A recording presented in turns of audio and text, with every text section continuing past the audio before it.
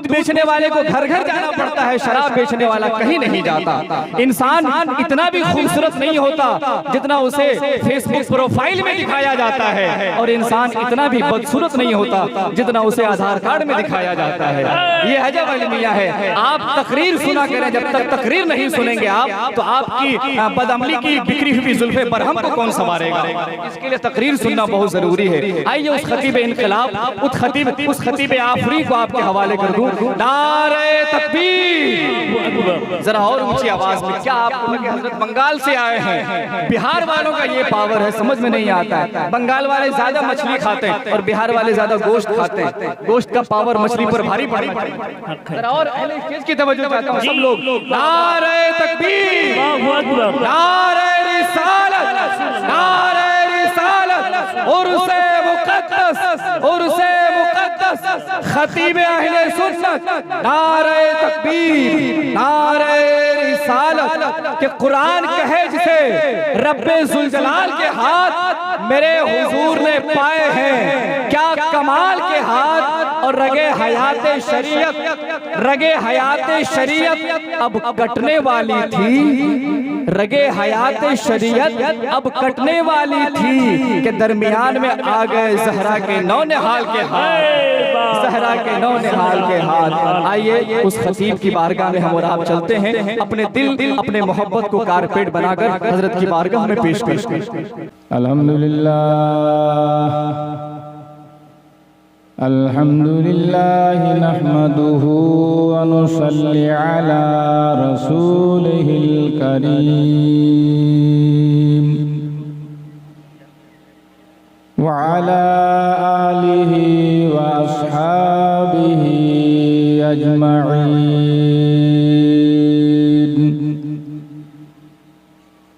اما بعد فاعوذ باللہ من الشیطان الرجیم۔ بسم اللہ الرحمن الرحیم۔ یا ایہا الذین آمنوا اتقوا اللہ وکونوا مع الصادقین۔ صدق اللہ العظیم۔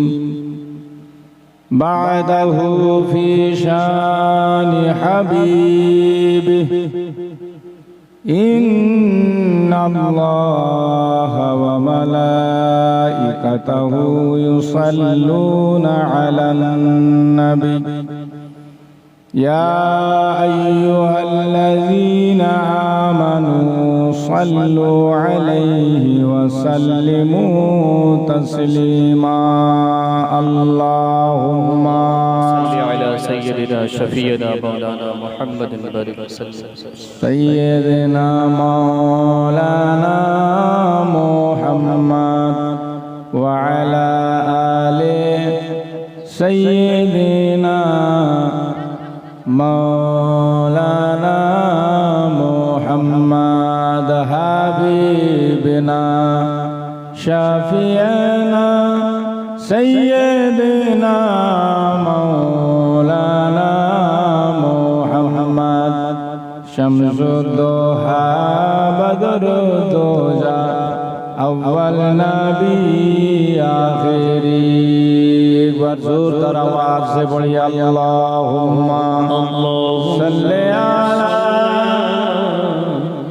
سیدنا مولانا محمد وعلی آل سیدنا مولانا محمد۔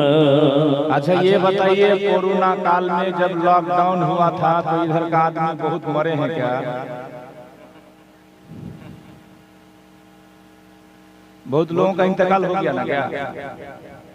میرے بھائی کچھ نہیں تو کم سے کم مفتی اعظم بہار حضور خلیفہ قطب المشائخ حضرت علامہ مولانا عبدالجبار صاحب قبلہ اشرفی رحمت اللہ علیہ، اتنے بڑے متقی پارسا، اللہ تعالیٰ کا منتخب و چنیدہ پسندیدہ بندہ تھا کہ آج ہندو ہو چاہے مسلم ہو، علاقے کے سارے لوگ ان کو جانتے ہیں، پہچانتے ہیں اور مانتے ہیں، ہے کہ نہیں؟ اللہ تعالیٰ نے قرآن میں فرمایا والذین آمنوا وعملوا الصالحات سیجعل لهم الرحمن ودا، وہ لوگ جو ایمان لانے کے بعد عمل کرتے ہیں، اللہ تعالیٰ ان کی محبت سارے لوگوں کے دل میں پیدا کر دیتا ہے۔ تو جس نے دیکھا وہ بھی، جو نہیں دیکھا وہ بھی، جو اللہ والے ہوتے ہیں ان کی محبت، ہم نے غوث پاک کو نہیں دیکھا مگر محبت کرتے ہیں کہ نہیں؟ زور سے بولیے، کرتے ہیں کہ نہیں؟ خواجہ کو نہیں دیکھا، ہندوستان کے راجہ کو نہیں دیکھا مگر محبت کرتے ہیں کہ نہیں؟ علاء الحق بھنڈری کو نہیں دیکھا، نور قطب عالم کو نہیں دیکھا، حافظ زاہد بندگی کو نہیں دیکھا، مخدوم پاک کو نہیں دیکھا مگر ہم محبت کرتے ہیں کہ نہیں؟ زور سے بولو، کرتے ہیں کہ نہیں؟ یہ کیوں؟ اس لیے کہ یہ وہ اللہ والے ہیں جنہوں نے ایمان لانے کے بعد نیک عمل کیا، عمل صالح میں زندگی کو گزار دی، اور آپ نے اگر ان سے محبت کی تو میرے نبی نے ارشاد فرمایا المرء مع من احب، آدمی اسی کے ساتھ ہوگا روز قیامت، حشر کے میدان میں جس نے جس سے دنیا میں محبت کیا۔ کہو سبحان اللہ۔ اگر آپ کو مولانا عبدالجبار صاحب قبلہ رحمت اللہ علیہ سے محبت ہے، قیامت کے روز آپ انہی کے ساتھ اٹھیں گے۔ اللہ سب کو توفیق دے علماء کے ساتھ بیٹھنے کی، محبت کرنے کی۔ کہیے آمین، زور سے کہیے آمین۔ بات سمجھ میں آ رہی ہے نا؟ ایک پہلے بنگلہ نعت سنا دوں؟ سندر پھول سندر پھل میٹھا ندیر پانی خدا تمہار مہربانی۔ سبحان اللہ نہیں جانا؟ سبحان اللہ بولیے نا۔ نہیں سمجھ رہے ہیں؟ سمجھ رہے ہیں؟ بنگلہ سمجھ میں آتا ہے؟ اگر آتا ہے تو پڑھیں گے، نہیں تو بھینس کے سامنے بین بجانے سے کیا فرق؟ اگر آتا ہے تو سنائیں گے۔ وہ بھی ہمارے محب گرامی شاعر اسلام علی حسن صاحب قبلہ نے کان میں کہا حضور سندر پھول، اسی لیے میں سنا رہا۔ جی آپ لوگ تیار ہیں سننے کے لیے؟ کون کون تیار نہیں ہے؟ ہاتھ اٹھا کے دکھائیے۔ چلاک سمجھتے ہیں بات، ہاتھ تو اٹھا ہی لیے ہیں، کہاں سمجھتے ہیں؟ دو تین سنیے۔ سندر پھول سندر پھل میٹھا ندیر پانی خدا تمہار مہربانی، خدا تمہار مہربانی۔ শস্য শ্যামল ফসল ভরা মাটির ডালে খানি খোদা তোমার মেহেরবানি। اچھا پانی اگر نمکین ہوتا تو پینے میں مزہ آتا؟ یہ میٹھا پانی جو خدا نے دیا ہے اس کی مہربانی ہے کہ نہیں؟ زمین کو دیکھیے ہرے بھرے سبزار سے بھر دیا، یہ اس کی مہربانی ہے کہ نہیں؟ اسی کو بنگلہ زبان میں قاضی نظرول نے لکھا ہے سندر پھول سندر پھل میٹھا ندیر پانی خدا তোমার মেহেরবানি। তুমি দিলে কতই রতন এ ভাই বেরাদার পুত্র স্বজন, তুমি দিলে কতই রতন ভাই বেরাদার পুত্র স্বজন ক্ষুধা পেলে অন্ন যোগাও মানি চাই না মানি খোদা তোমার মেহেরবানি खुदा तुम्हार मेहरबानी। सब लोगों को बात समझ में नहीं आती है ना? अच्छा देखें ये तो समझते कि नहीं? घर घर उजाला बा तोहरे घर से अंगना आका तोहरे नूर बरसे। हाँ अब समझ बात आ गई है ना? सुरजापुरी और सुरजापुरी और भोजपुरी। सुरजापुरी भी समझते हैं आप लोगों की बोली ही सुरजापुरी है। कहते हैं क्या? दुनिया कितने बदले गए, दुनिया कितने बदले गए। अरे मस्जिद पड़ल है खाली, सिनेमा हॉल में ठेला ठेल। दुनिया कितने बदले गए, दुनिया कितने बदले गए। कुछ नहीं तुम्हारी भाषा? कतो बदले गए दुनिया। कहो आयत करीमा की तिलावत का शरफ हासिल किया। अल्लाह ताला का फरमान है, ऐ ईमान वालो अल्लाह से डरो, सच्चों के साथ हो जाओ। कहो सुभान अल्लाह। हम लोग अल्लाह से डरते हैं ना? जोर से बोलिए, डरते हैं ना? कितना डरते हैं देखिए, सब लड़का भी रास्ते में खड़ा है। नबी की महफिल हो रही है, आके बैठना चाहिए। ऐ मेरे दोस्त, अल्लाह वाले अल्लाह से कैसे डरते थे? एक सहाबी का नाम है हजरत अबू दुजाना। क्या नाम है? जोर से बोलो। नबी के पीछे नमाज पढ़ते थे पांचों वक्त। फजर में हाजिर, जोहर में हाजिर, मगरिब में, इशा में। जैसे ही अजान होती थी, हय्या अलस सलाह,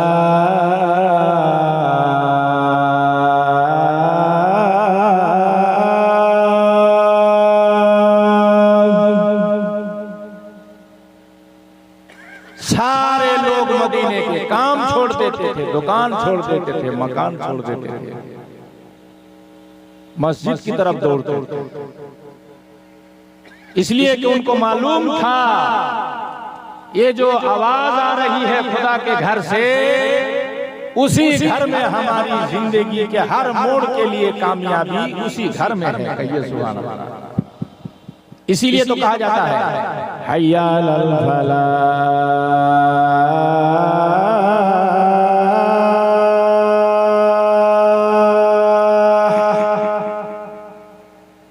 मतलब क्या है? आओ कामयाबी के लिए। घर में,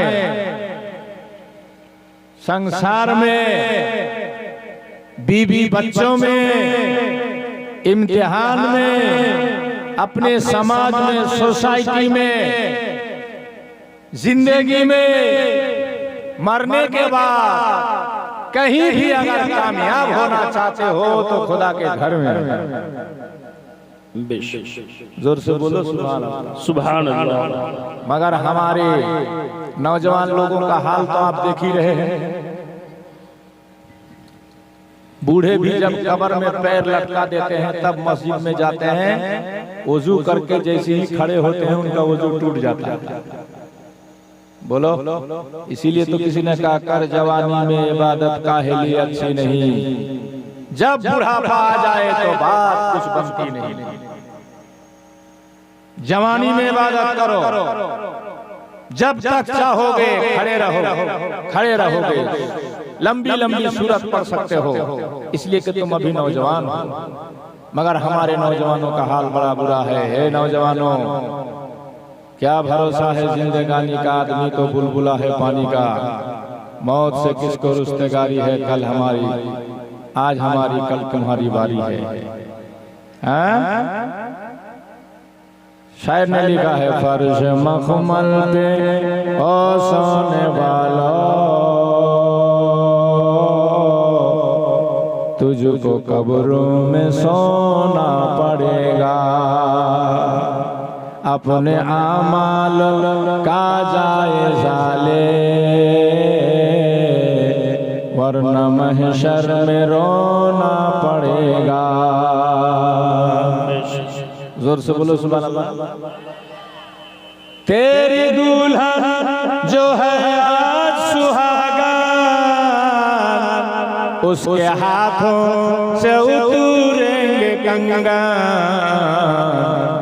لاش پر تیری اس کو بھی ایک دن اپنے دامن بھگونا پڑے گا۔ فرش مخمل پہ او سونے والا، تجھ کو قبروں میں سونا پڑے گا۔ میں عرض کر رہا تھا حضرت ابو دجانہ رسول اللہ کے پیچھے 5 وقت کی نماز جماعت کے ساتھ پڑھتے تھے۔ کچھ دنوں سے صحابیوں نے دیکھا حضرت ابو دجانہ فجر کی نماز کے بعد جیسے ہی اللہ کے حبیب سلام پھیرتے ہیں، مسجد سے اٹھ کر کے گھر کی طرف چلے جاتے ہیں۔ کہو سبحان اللہ۔ کہاں جاتے ہیں؟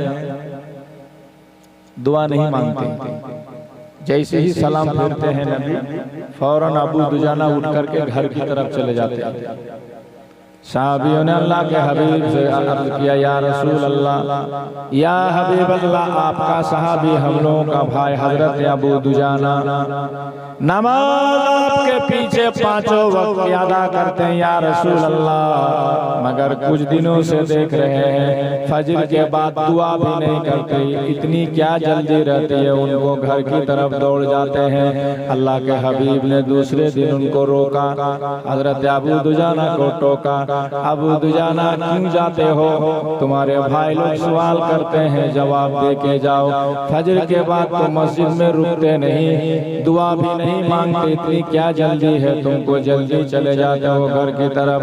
حضرت ابو دجانہ رسول کی بارگاہ میں عرض کرتے ہیں، یا رسول اللہ، یا حبیب اللہ، فداک ابی و امی، یا نبی اللہ، جہاں پہ میرا گھر ہے میرے گھر کے بغل میں ایک یہودی کا گھر ہے۔ کس کا گھر ہے؟ میرے بغل میں کس کا گھر ہے؟ یہودی کا گھر ہے۔ اس کے آنگن میں ایک کھجور کا پیڑ ہے۔ کس چیز کا پیڑ ہے؟ کھجور۔ یا رسول اللہ، مدینہ میں کھجور پکنے کا موسم آ گیا۔ کھجور رات کے وقت جب ٹھنڈی ہوا چلتی ہے، پیڑ سے کھجور گرتا ہے، کچھ اس کے آنگن میں کچھ میرے آنگن میں۔ یا رسول اللہ، میرے گھر میں چھوٹے چھوٹے بچے ہیں، میں جلدی بازی کے ساتھ اس لیے چلا جاتا ہوں، کوئی میرا بیٹا بچہ انجان میں بچپنے کی وجہ سے دوسرے کے پیڑ کا کھجور اگر اٹھا کے منہ میں ڈال دے، یا رسول اللہ، میں کل قیامت کے روز خدا کی بارگاہ میں کیا جواب دوں گا؟ اللہ زور سے بولیے۔ یہ ہے خوف خدا۔ اب اپنے سینے پہ ہاتھ رکھ کر کے بولیے، ہم لوگ کتنا خوف خدا رکھتے ہیں اپنے دل میں؟ کیسا ڈرتے ہیں خدا سے؟ حضرت ابو دجانہ عرض کرتے ہیں، یا رسول اللہ، بچوں کی نیند ٹوٹنے سے پہلے، بیدار ہونے سے پہلے دوڑ کے جاتا ہوں، سارے کھجور کو چنتا ہوں، چن کر کے جن کے پیڑ کا کھجور ان کے آنگن میں ڈال دیتا ہوں، تب بچوں کی نیند، بچوں کو بیدار کرتا ہوں، تاکہ کوئی میرا بچہ انجانے میں دوسرے کے پیڑ کا ایک بھی ٹوٹا ہوا کھجور منہ میں نہ ڈال دے، ورنہ تو میں اس کے باپ ہونے کے ناطے پھنس جاؤں گا، قیامت میں جواب نہیں دے پاؤں گا۔ کہو سبحان اللہ۔ سبحان اللہ۔ سوچئے ذرا کیسا خوف خدا تھا صحابیوں میں، اور ہمارے اندر کتنا خوف خدا ہے۔ اللہ کا فرمان ہے، اے ایمان والو اللہ سے ڈرو، سچوں کے ساتھ ہو جاؤ، اللہ کے ڈر سے نماز پڑھو، اللہ کے ڈر سے جھوٹ نہ بولو، اللہ کے ڈر سے چوری نہ کرو، اللہ کے ڈر سے کسی کا حق نہ مارو، اللہ کے ڈر سے غیبت نہ کرو، اللہ کے ڈر سے چغلی نہ کرو، اللہ کے ڈر سے شریعت مطہرہ پہ عمل کرنے کی کوشش کرو، اور ساتھ ہی ساتھ کسی اچھے اللہ والے کی صحبت بھی اختیار کرو، تب تم نجات پاؤ گے، کہو سبحان اللہ۔ اس لیے کہ میرے دوستوں، میرے بزرگوں، اعمال، نیک اعمال جو ہم کرتے ہیں، کوئی گارنٹی نہیں کہ ہم پار ہو جائیں گے اس اعمال کی بنیاد پر۔ اسی لیے اللہ نے فرما دیا کہ تم کسی اللہ والے کا دامن تھام لو، تو اگر تم کمزور بھی ہو تو وہ اللہ والا جس کا دامن تم نے تھاما ہے وہ پاورفل ہے، وہ تم کو ساتھ میں لے کے پار ہو جائے گا انشاءاللہ۔ موٹی مثال سے میں آپ کو سمجھاؤں، آپ کے بغل سے 1200 سلماری اور کیا کہتے ہیں مکوریا سے ہر روز ٹرین گزرتی ہے، ریل گاڑی چلتی ہے، آپ نے دیکھا ہوگا سامنے ایک انجن ہوتا ہے، پیچھے ساری بوگیاں ڈبے ہوتے ہیں، ان ڈبوں کو اگر انجن سے الگ کر دیا جائے تو کیا وہ چل سکے گا؟ زور سے بولیے، چل سکے گا؟ نہیں چل سکے گا۔ مگر جب انجن کے ساتھ مضبوطی کے ساتھ اس کو جوڑ دیا جاتا ہے تو اب دیکھیے پاورفل کے ساتھ بے پاور کو جوڑ دیا، جس کے اندر چلنے کی سکت نہیں، چلنے کی ہمت نہیں ہے، اس کو جوڑ دیا گیا ہے۔ اب جتنی اسپیڈ سے انجن جا رہا ہے اتنی ہی اسپیڈ سے دیکھو تو ڈبہ بھی جا رہا ہے، ہوتا ہے کہ نہیں؟ بس ایسے ہی ہم نے اگر اللہ والے پاورفل لوگوں کے ہاتھ میں ہاتھ رکھ دیا ہے تو ہم کمزور ڈبے کی طرح ہے۔ ہمارے اعمال ایسے نہیں ہے کہ ہم اپنے اعمال کی بنیاد پہ یہ کہہ سکیں کہ ہم پار ہو جائیں گے، مگر جن کے ہاتھ میں ہم نے ہاتھ رکھا ہے، مولانا عبدالجبار کا دامن آپ نے تھاما ہے، اگر قطب المشائخ کا دامن تھاما ہے، نظام ملت کا دامن آپ نے تھاما ہے، مخدوم پاک کی اور اولاد کا دامن آپ نے تھاما ہے، تو وہ جس اسپیڈ سے پار ہوں گے، ہم دامن تھامنے کی وجہ سے اسی گتی اور اسی اسپیڈ سے ہم بھی پار ہو جائیں گے۔ اسی لیے اللہ نے کہا وَكُونُوا مَعَ الصَّادِقِينَ، اللہ سے ڈرو، سچوں کے ساتھ ہو جاؤ، اس لیے کہ سچا اللہ کا جو برگزیدہ منتخب و چنیدہ بندہ ہوتا ہے وہ اتنا پاورفل ہوتا ہے، اتنا پاورفل ہوتا ہے کہ آدمی سوچے تو حیران رہ جائے۔ ملفوظات اعلیٰ حضرت میں ایک اللہ کے ولی کا واقعہ لکھا ہوا ہے، ایک دیہات میں، ایک گاؤں میں ایک اللہ کے ولی، ایک پیر صاحب رہا کرتے تھے۔ اسی گاؤں کے دو مولوی صاحب ابھی نئے نئے فارغ ہو کر کے، یا بغل گاؤں کے دو مولوی صاحب نئے نئے فارغ ہو کر کے آئے تھے، منطق فلسفہ پڑھ کے آئے تھے۔ تو آنے کے بعد ان لوگوں نے سوچا کہ چلو پیر صاحب کو ذرا سا ٹیسٹ کرتے ہیں، کیسا پیر صاحب ہے دیکھیں۔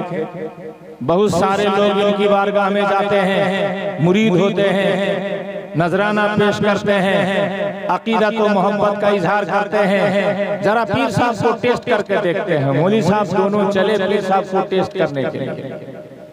رات کے وقت میں پیر صاحب کے گھر میں جا کے مہمان ہوئے، پیر صاحب نے لوگوں کو کھانا بھی کھلایا، بچھونا بھی دیا، دونوں مولانا سوئے۔ عشاء کے ٹائم جب پیر صاحب گئے نماز پڑھانے تو مولانا لوگ بھی پیچھے پیچھے گئے۔ اب پیر صاحب امامتی کر رہے تھے تو پیر صاحب جو سورہ پڑھ رہے تھے اس میں قرات میں مولانا لوگوں کو یہ محسوس ہوا کہ غلط پڑھ رہے ہیں، بڑی شین چھوٹی سین میں فرق نہیں کر پا رہے ہیں۔ تو مولانا کے دل میں کھٹکا کہ کیسا پیر صاحب ہے، بڑی شین چھوٹی سین فرق ہی نہیں کر پا رہے ہیں، یا ایسے پیر صاحب ہے۔ تو مولانا لوگوں کے دل میں یہ بات بیٹھی نہیں، ہضم نہیں ہوا، برداشت نہیں ہوا۔ صبح اٹھ کے دونوں چلے جا رہے تھے، جاتے جاتے راستے میں ایک نہر دیکھا، ایک دریا، ایک ندی۔ دونوں نے سوچا چلو نہا لیتے ہیں، اس کے بعد گھر چلتے ہیں۔ اپنا کپڑا اپڑا کرتا ارتا ٹوپی اتار کے رکھ دیا، گمچھا لنگی تہبند جو بھی تھا پہن کے پانی میں اتر گئے، جارے کا زمانہ تھا، جلدی صبح صبح غسل کرنے کی سوچے تھے دونوں، اور جیسے ہی پانی میں اترے تھے جنگل سے ایک شیر ایک باغ نکل کے آیا اور دونوں مولانا کے کپڑے کے اوپر ہاتھ پیر پھیلا کر کے بیٹھ گئے۔ کون بیٹھا؟ شیر۔ اب مولانا لوگ دونوں پانی میں، جاڑا کا زمانہ، زیادہ پانی میں رہنا مشکل، ٹھنڈی لگ رہی تھی، دونوں کانپ رہے تھے، اور جب اوپر دیکھ رہے تھے پھر سوچ رہے تھے ابھی نکلوں گا شیر کھا جائے گا، کروں تو کروں کیا۔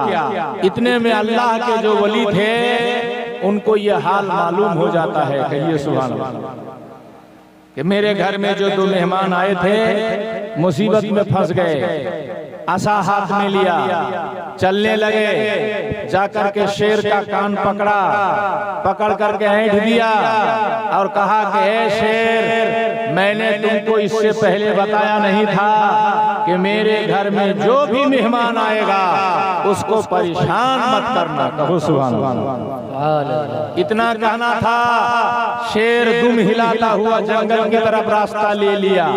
اب دونوں مولانا آئے، آنے کے بعد قدم تھام لیا، پیر پکڑ لیا، حضور گستاخی معاف ہو، ہم لوگوں نے تو آپ کو معمولی سا پیر صاحب سمجھا تھا، مگر آج دیکھ لیا تو پیر صاحب کہتے ہیں مولانا تم نے اپنی زبان کو سدھارا ہے تو دیکھو شیر تمہارے کپڑے پہ آ کے بیٹھ گیا ہے، تمہیں کھانے کے لیے انتظار کر رہا تھا کہ تم وہاں سے نکلو کہ تمہیں وہ کھا جائیں، اور ہم نے اپنے دل کو سدھار لیا ہے تو شیر میری بات پہ میں جو کہتا ہوں وہی سنتا ہے، کہو سبحان اللہ۔ حضرات گرامی تو اللہ والے سے پاورفل ہوتے ہیں، اسی لیے اللہ نے کہا کہ لوگوں ایمان والو اللہ سے ڈرو اور سچوں کے ساتھ ہو جاؤ۔ میرے دوستو، میرے بزرگوں، مختصر میں آپ کو اللہ والوں کے واقعات سناتا چلوں۔ آپ نے سنا ہوگا ہمارے اس سلسلہ اشرفیہ میں ایک بزرگ کا نام ہے اعلیٰ حضرت اشرفی میاں، کہیے سبحان اللہ۔ دیکھیے اللہ والوں کا پاور، اللہ والے کا ساتھ اللہ نے ہونے کے لیے کیوں کہا، ان کے ہاتھ میں ہاتھ دینے کے لیے کیوں کہا، یہ کیا سے کیا بنا دیتے ہیں، کیا بنا سکتے ہیں۔ حضور اشرفی میاں کے پاس ایک آدمی آیا اور کہا کہ حضور میرا ایک دوست ہے آپ سے مرید ہونا چاہتا ہے مگر وہ ہے شرابی، شراب بہت پیتا ہے۔ تو میں نے اس کو سمجھایا ارے بھائی ابھی وقت ہے، چل کر حضور اشرفی میاں سے مرید ہو جا، توبہ کر لے۔ تو اس نے ایک شرط رکھا ہے، شرط یہ ہے کہ پیر صاحب اگر مجھے ایک مرتبہ دن میں شراب پینے کی اجازت دے تو میں مرید ہو سکتا ہوں۔ سمجھ میں بات آ رہی ہے؟ تو اس نے کہا ٹھیک ہے چلو، اشرفی میاں کی بارگاہ میں گئے، کہا حضور میری ایک شرط ہے۔ کہا تیری شرط کیا ہے؟ کہا حضور میں پینے والا آدمی میرا دوست آپ کی بارگاہ میں مرید کرنے کے لیے لایا، مگر میری شرط یہ ہے کہ مجھے ایک مرتبہ کم سے کم ایک گلاس پینے کے لیے اجازت دینا ہوگا۔ حضور اشرفی میاں نے کہا ٹھیک ہے بیٹا آؤ مرید ہو جاؤ۔ مرید ہو گیا اور کہا کہ حضور ہم پی سکتے ہیں کہ نہیں؟ تو حضور اشرفی میاں فرماتے ہیں ٹھیک ہے پینا ہے تو پینا مگر میرے سامنے مت پینا۔ زور سے بولو سبحان اللہ۔ سبحان اللہ۔ دیکھیے اللہ والے کیسے ہوتے ہیں۔ مرید نے کہا حضور آپ کے سامنے ہم ایک بیڑی نہیں پی سکتے ہیں، شراب پینا تو دور کی بات ہے، آپ کی نگاہوں کے سامنے سے روپوش ہو کے تو ہم پی سکتے ہیں۔ کہا ٹھیک ہے پینا مگر میرے سامنے مت پینا۔ مرید گھر جاتا ہے، جانے کے بعد جب نشہ چڑھتا ہے تو دوڑ کے شراب کی دکان میں جاتا ہے، ایک بوتل خرید کے لاتا ہے، جنگل میں بیٹھ کر کے ٹھپی کھول کے جیسے ہی بوتل منہ میں لگانا چاہتا ہے، دیکھتا کیا حضور اشرفی میاں سامنے کھڑے ہیں۔ سبحان اللہ۔ زور سے بولو سبحان اللہ۔ اور ڈانٹ رہے ہیں ارے یا تو کیا کر رہا ہے، اتنا سننا تھا بوتل پھینکا، پھینکنے کے بعد بھاگا اور سوچا کہ شاید میرا دوست نے حضور اشرفی میاں کو بتا دیا ہے۔ کل پیوں گا کسی کی لیٹرین خانہ میں پیخانہ میں جا کے گھس جاؤں گا تاکہ کوئی دیکھ ہی نہ سکے، اور جا کر کے بوتل لیا گھس گیا پیخانہ میں، باہر سے دروازہ بند کر دیا، اور بند کر کے جیسے ہی بوتل کھولا تو بھینڈل سے روشن دان سے آواز آ رہی تھی اشرفی میاں کی۔ اشرفی میاں کہہ رہے تھے اے میرا مرید تو کیا کرنے جا رہا ہے، تو نے وعدہ خلافی کر دیا، تم نے وعدہ کیا تھا حضور آپ کے سامنے نہیں پیوں گا، آواز سننا تھا بوتل کو توڑ دیا، دروازہ کھولا، حضور اشرفی میاں کے قدم میں آ کے گرا اور کہا کہ اے میرے پیر و مرشد اشرفی میاں میں سمجھ گیا آپ ایسے اللہ کے ولی ہیں کہ میں دنیا کے کسی کونے میں چھپنے کی کوشش کروں گا آپ وہیں پہنچ جاؤ۔ زور سے بولو سبحان اللہ۔ سبحان اللہ۔ تو کیا حضور پینے نہیں دو گے؟ پینے نہیں دو گے؟ سرکار اشرفی میاں نے کہا پینا ہے، تو کہا جی ہاں بہت شوق ہوتا ہے پینے کا۔ اشرفی میاں فرماتے ہیں بیٹا اگر پینا چاہتے ہو میری نگاہ سے نگاہ ملاؤ، میری طرف دیکھو، وہ آدمی دیکھتا ہے دیکھتا ہی رہ جاتا ہے۔ حضور اشرفی میاں اس کو ہندوستان سے 1 سیکنڈ میں مکہ مدینہ پہنچا دیتے تھے، اور کہتے ہیں پینا ہے تو پیو، آب زمزم پیو۔ حضرات یہ ہوتے ہیں اللہ والے، اسی لیے اللہ کا فرمان ہے ایمان والو اللہ سے ڈرو سچوں کے ساتھ ہو جاؤ۔ لہٰذا آپ اگر اب تک مرید نہیں ہے تو آپ کے علاقے میں تاج الاسلام حضور نظام میاں آتے ہیں، کبھی حضور تاج الاولیاء پنڈوا شریف والے پیر صاحب آتے ہیں، اب ضرور آل نبی کا دامن تھام لیجئے، اس لیے کہ حدیث پاک میں میرے نبی کا ارشاد ہے، نبی فرماتے ہیں کلو نسب و سبب ینقطع یوم القیامہ الا نسبی و سببی، ہر آدمی کا رشتہ قیامت میں ٹوٹ جائے گا مگر میرے خاندان کا رشتہ باقی رہے گا۔ اس لیے رشتہ جوڑنا ہے تو آل نبی سے جوڑنا ہے، اولاد علی سے جوڑنا ہے۔ خوش نصیب ہیں آپ، یہ پورا علاقہ آل رسول کا چاہنے والا دیوانہ، اور آل رسول نے جس کو چنا تھا ان کا نام حضور علامہ مولانا مفتی عبدالجبار صاحب قبلہ رحمت اللہ علیہ، جو اللہ کے برگزیدہ منتخب و چنیدہ پسندیدہ بندے تھے۔ آج ان کے عرس میں آپ لوگ آئے ہیں، اللہ تعالیٰ ان کے فیض برکات سے آپ سارے لوگوں کو نواز دے، کہیے آمین۔ صحبت اختیار کیجئے بزرگوں کی، اللہ والوں کے پاس بیٹھنے کی کوشش کیجئے۔ میرے بھائی میرے دوست میں چاہتا ہوں، ماشاءاللہ بڑے جوش میں آگے آپ لوگ، اچھا سنیے، میں یہ چاہتا ہوں، میرا ارادہ یہ ہے کہ مفتی اعظم بہار کا عرس جس طرح آپ لوگ منا رہے ہیں بہت اچھی بات ہے، اس سے زوردار انداز میں ہونا چاہیے، ہونا چاہیے کہ نہیں؟ زور سے بولیے ہونا چاہیے کہ نہیں؟ آج جو لنگر بانٹا گیا اس میں کسی نے بیل دیا، جانور دیا، کسی نے چاول دے دیا، عرس ہو گیا۔ ہم ایسا خوش نصیب دیکھنا چاہتے ہیں، حضرت مولانا عبدالجبار صاحب قبلہ کا چاہنے والا دیکھنا چاہتے ہیں۔ اگلے سال اللہ نے اگر آپ کو زندہ رکھا، آج ہی سے نیت کیجئے کوئی ہے اللہ کا بندہ ایک جانور دے گا اگلے سال عرس کے موقع پر، کہ میں عرس میں ایک جانور دوں گا جس کا تبرک بنے گا، سارے لوگ کھائیں گے، دعا آپ کو ملے گی، ثواب آپ کو ملے گا۔ ہے اس علاقے میں کوئی ایسا اللہ کا بندہ، کوئی ہے دلدار، کوئی ہے خوش قسمت والا جو ایک اللہ کے برگزیدہ بندے کے نام سے ایک گورو، ایک جانور، ایک بیل اگلے سال عرس کے لیے دینے کے لیے ہے کوئی اللہ کا بندہ تیار ہے، آپ کا بگڑا مقدر بن جائے گا، آپ کا ٹوٹی ہوئی قسمت آپ کی سنور جائے گی۔ اس لیے کہ بزرگوں کی بارگاہ میں جب کوئی نظر پیش کیا جاتا ہے، بزرگان دین کا فیضان ہوتا ہے، آدمی مالا مال ہو جاتا ہے کوئی اللہ کا بندہ؟ اگر ہوگا تو اپنا نام انٹری کرا دیجئے گا، لکھا دیجئے گا۔ گورو نہیں دے سکتے، 25 کلو چاول دے سکتے ہیں۔ اگر کوئی اللہ کا بندہ ہے تو اپنا نام لکھا دیجئے گا، اس سال نہیں اگلے سال کے لیے۔ اگر کوئی اللہ کا بندہ ہے تو یہ چاہتے ہیں کہ اس عرس مقدس میں شرکت کرنے کے لیے ہم 5000 روپیہ دینا چاہتے ہیں، وہ بھی اپنا نام لکھا دیجئے گا، اس سال کے لیے نہیں اگلے سال کے لیے۔ ہے کوئی اللہ کا بندہ جو اس عرس مقدس میں آئے ہیں، اللہ کے ایک برگزیدہ بندے کی بارگاہ میں، منتخب و چنیدہ کی بارگاہ میں، حضور مفتی اعظم بہار کی بارگاہ میں خراج عقیدت پیش کرنے کے لیے آئے ہیں؟ اگر ان سے آپ کو محبت ہے تو اس کا نتیجہ کیا ہوگا جانتے ہو؟ اگر آپ نے ان کی صحبت پایا ہے، آپ نے ان سے محبت کیا ہے، تو میرے دوستو گلاب کے پھول کو رومال میں باندھ دو 1 گھنٹہ، اس کے بعد کھول کے پھینک دو تو دیکھو گے گلاب کے پھول میں جیسی خوشبو ہوتی ہے، آپ اپنے رومال کو سونگھو گے تو وہی خوشبو ملے گی۔ ملے گی کہ نہیں ملے گی؟ کیوں؟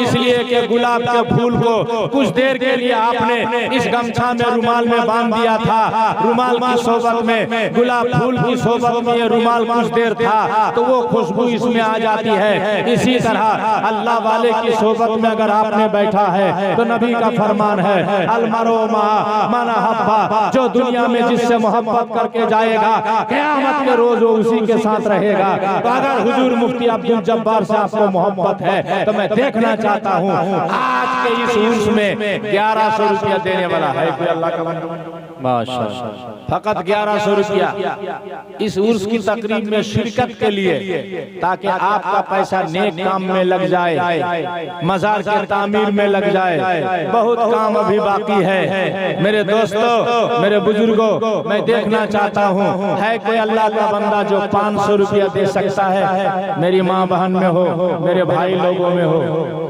یہ کتنے بے ادب لوگ ہیں، دیکھیے موٹر سائیکل لے کے جا رہے ہیں، یہیں سے شروع کیا بجانا، 1 کلومیٹر چلا گیا مگر بجا رہا ہے۔ ادب نام کی کوئی چیز ہے ہی نہیں۔ محفل نبی ہو رہی ہے، علماء کا بیان ہو رہا ہے، حدیث و قرآن بزرگوں نے دین کی بات ہو رہی ہے۔ با ادب با نصیب، بے ادب بے نصیب، با خدا دیوانہ بار۔ خدا کی بارگاہ میں دیوانہ بنو چلے گا، مگر ولیوں کی بارگاہ میں ہوشیار۔ یہاں بیعت بھی کرو گے سب چھین لیا جائے گا، لہذا ادب سے آنے کی ضرورت ہے۔ 500 روپیہ ہے اللہ کا بندہ، ایک گمچھا لے کر، رومال لے کر بچے لوگ ماں بہنوں کی طرف چلے جائے، ماں بہنوں کی طرف چلے جائے بچے لوگ، ضرور میری ماں بہن 100 روپیہ 200 ہے۔ سبحان اللہ، نعرہ تکبیر، نعرہ رسالت، سامعین اہل سنت، مسلک اہل سنت، عرس مقدس۔ میرے ایک نوجوان بھائی نے 500 روپیہ پیش کیا ہے، حضور مفتی اعظم بہار کی بارگاہ میں خراج عقیدت پیش کیا ہے۔ آپ لوگوں میں کوئی ہے ایسا فقیر؟ تو نہیں۔ ایک فقیر کا میں لطیفہ سنایا تھا، آپ کو یاد ہے نا؟ ایک فقیر کے گھر میں چور گھس گیا چوری کرنے، فقیر جاگ رہا تھا، دیکھ رہا تھا، چور جو ہے تلاش کر رہا تھا، فقیر دیکھ بھی رہا تھا مگر منع بھی نہیں کر رہا تھا۔ کیوں منع نہیں کر رہا تھا؟ اس لیے منع نہیں کر رہا تھا، فقیر وہ سوچ رہا تھا کہ مجھے تو دن میں کچھ نہیں ملتا ہے تو میرے گھر میں تم کو رات میں کیا ملے گا؟ اسی لیے وہ جاگ رہا تھا، دیکھ رہا تھا مگر منع نہیں کر رہا تھا۔ اللہ ایسا فقیر کسی کو نہ بنائے۔ ایک بزرگ ہستی کی بارگاہ میں خراج عقیدت پیش کرنے کے لیے آپ آئے ہو، اللہ نے اگر توفیق دیا ہے تو کوئی اگر ایک بیل، ایک جانور نیت کیجیے ابھی سے، انشاءاللہ دیکھیے گا ان بزرگوں کے وسیلے سے آپ کا بگڑا ہوا کام بن جائے گا، آپ کا رکا ہوا کام ہو جائے گا، ہاں مقدر بدل جائے گا۔ اللہ کے نبی نے حدیث میں فرمایا لا यतबद्दल القدر الا بالدعاء، تقدیر نہیں بدلتی مگر دعا سے. ایسے اللہ والوں کی دعا سے آدمی کی قسمت بدل جایا کرتی ہے، تقدیر بدل جایا کرتی ہے. لہذا دعا کرانے کے لیے ہے کوئی اور 500 روپیہ دینے والا؟ میں ایک بھوجپوری نام سناتا ہوں آپ کو. 500 روپیہ دینے والا، 100 روپیہ دینے والا، 200 روپیہ دینے والا اس محفل پاک میں شریک ہو کر نیک وقتوں میں اپنا نام لکھوا دیجئے. آئیے تو میں دیکھنا چاہتا ہوں. شاعر لکھتا ہے بھروے سمیار دنوا سموار ہو، مکے میں پیدا بھیلے مدنی سرکار. زور سے بولے، زور سے. مگر 500 روپیہ آپ کو دینا پڑے گا. ہے کہ اللہ کا بندہ 500 روپیہ آپ بزرگوں میں سے کوئی اس عرس مقدس میں شرکت کے لیے میں آپ کو بلا رہا ہوں. کلیکشن کرنا مقصد نہیں ہے، صرف آپ کی محبت میں دیکھنا چاہتا ہوں. حضور مفتی اعظم بہار سے آپ کو محبت کیسی ہے؟ ان کے عرس پاک میں آپ لوگ سبحان اللہ سبحان اللہ. میرے ایک بھائی نے 500 روپیہ نعرہ تکبیر نعرہ رسالت 500 روپیہ دانکاری دینے والا کھڑے ہو جائیے. مناظر اہل سنت حضرت علامہ مفتی طاہر صاحب قبلہ مصباحی اشرفی آ رہے ہیں. خلیفہ حضور تاج الاولیاء. نعرہ تکبیر. کھڑے ہو جائیے، سارے لوگ کھڑے ہو جائیے. نعرہ تکبیر. ایک بھائی نے اور 500 روپیہ لیا. جلدی آ جائیے جو لوگوں کو دینا ہے. جلدی جلدی آ جائیے، جلدی جلدی آ جائیے. نعرہ تکبیر، نعرہ رسالت، مناظر اہل سنت، خطیب اہل سنت حضرت علامہ مفتی طاہر حسین صاحب قبلہ. نعرہ تکبیر، نعرہ رسالت. تشریف رکھیں آپ حضرات. جو لوگ باہر کھڑے ہیں اندر آ جائیں، سب پنڈال کے اندر آ جائیں. آ جائیے، اندر آ جائیے. بھائی راستے میں جو لوگ کھڑے ہیں اندر آ جائے. راستہ والا یہ سب تو بہرا کھڑا ہے، بہرا کچھ سن ہی نہیں رہا. ایسے ہی جدی لوگ کھڑے ہیں، کان میں آواز جاتی ہی نہیں. آپ لوگ اندر آ جائیے. مناظر اہل سنت کلکتہ سے چل کر آپ کی بارگاہ. آپ آئیے نا، آپ آئیے، آپ آئیے کرسی پہ آئیے. ارے کرسی پہ آئیے. اچھا لگا. ماشاءاللہ یہ دیکھیے، زیارت کیجئے، بزرگوں کی بارگاہ میں آ کر کے بیٹھیے. اور میری ماں بہنوں سے گزارش ہے جو بھی ہو سکے 5 روپیہ 10 روپیہ ادھر ادھر خرچ بہت کرتی ہے. میلہ ٹھیلا میں وہ بیکار جاتا ہے. بزرگوں کی بارگاہ میں خراج عقیدت پیش کرنے کے لیے جو بھی دوگی انشاءاللہ کام میں آئے گا. اور ہے کوئی اللہ کا بندہ دینے والا؟ بس چند شعر سن لیجئے، پھر آپ بھرپور حضور سے سنتے رہیں گے. اس لیے یہ حدیث و قرآن کی بات کرتے ہیں، ساتھ میں نعت بھی پڑھتے ہیں، منقبت بھی پڑھتے ہیں، اور بہت اچھے شاعر بھی ہیں. بے شمار کلام ہے ان کا لکھا ہوا جو دوسرے شاعر لوگ پڑھتے ہیں، وہ آپ کو سنائیں گے. لہٰذا یہاں سے جانے کی کوشش مت کیجیے گا. عجب انداز ہے آپ کے یہاں کا، عجب ماحول ہے آپ کے یہاں کا. مقرر آتے ہیں اور آپ جاتے ہیں. کیا حال ہے آپ کا؟ اللہ خیر کرے. شاعر لکھتا ہے دنوا سموار ہو، مکے میں پیدا بھیلے مدنی سرکار ہو. زور سے بولو، زور سے. میرے ایک بھائی نے 100 روپیہ دیا. 100 روپیہ ہے نا؟ کتنا ہے؟ 10 روپیہ جتنا بھی ہے دیا ہے.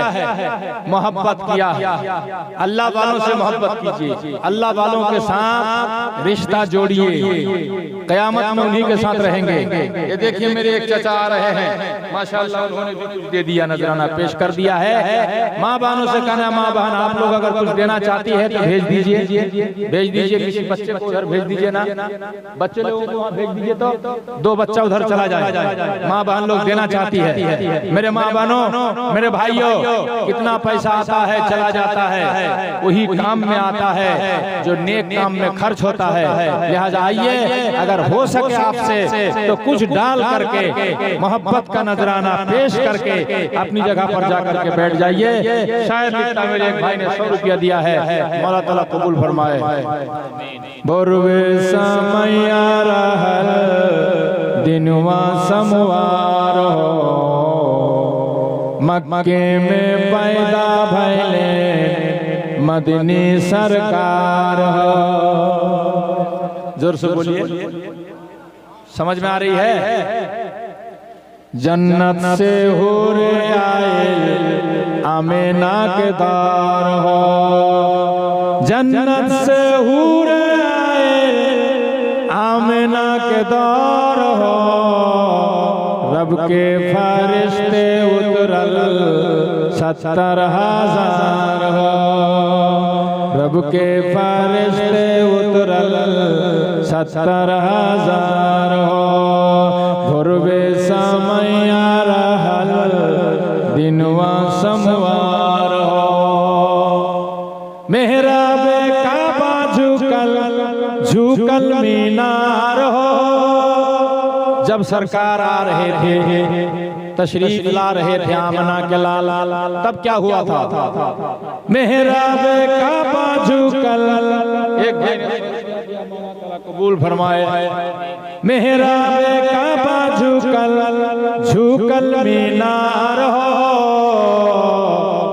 بتون کے دہیا پھاٹل کا پار ہو. بتون کے دہیا پھاٹل کا پار ہو. اللہ کا کوئی بندہ نہیں ہے. ایک جانور اگلے سال کے لیے ایک چھوٹا سا بیل، چھوٹا سا بچڑا دے سکتا ہے؟ کوئی ہے؟ نیت کرے گا میرا کام فلاں کام بن جائے گا تو میں اگلے سال اس میں ایک جانور دوں گا، تبرک کے لیے، لنگر کے لیے، شیرنی کے لیے. اگر ہے کوئی اللہ کا بندہ علاقہ میں، اپنا نام لکھا لے جائیے گا. حضور مفتی صاحب سیدھا بہت دور سے آئے ہیں. اطمینان و سکون کا ماحول بنا کر کے بیٹھیے. جی دیا؟ سبحان اللہ. کس نے دیا؟ حضور. اچھا ماشاءاللہ، جانور کسی نے دیا ہے. بڑی خوشی ہوئی. یہاں کے لوگ حضور مفتی اعظم بہار سے محبت کرتے ہیں، عقیدت رکھتے ہیں. مولا تعالی ہم سبھی کو ایسے بزرگوں کے دامن میں، ان کے صحبت میں روز محشر ہمیں اور آپ کو اٹھائے. میں نے قرآن مقدس کی چمکتی ہوئی آیت کریمہ کی تلاوت کا شرف حاصل کیا تھا. یا ایھا الذین آمنوا اتقوا اللہ وکونوا مع الصادقین. ایمان والو اللہ سے ڈرو، سچوں کے ساتھ ہو جاؤ. میرے دوستو اسی میں بھلائی ہے. ادھر ادھر گھومو نہیں، سچوں کی بارگاہ میں آؤ، اچھوں کی بارگاہ میں آؤ، علماء کی صحبت میں بیٹھو. زندگی بن جائے گی، ورنہ مرنے کے بعد بہت پچھتاؤ گے. اللہ ہمیں آپ کو اچھوں کی صحبت میں بیٹھنے کی توفیق رفیق عطا فرمائے. وآخر دعوانا ان الحمدللہ رب العالمین. السلام علیکم ورحمۃ اللہ وبرکاتہ.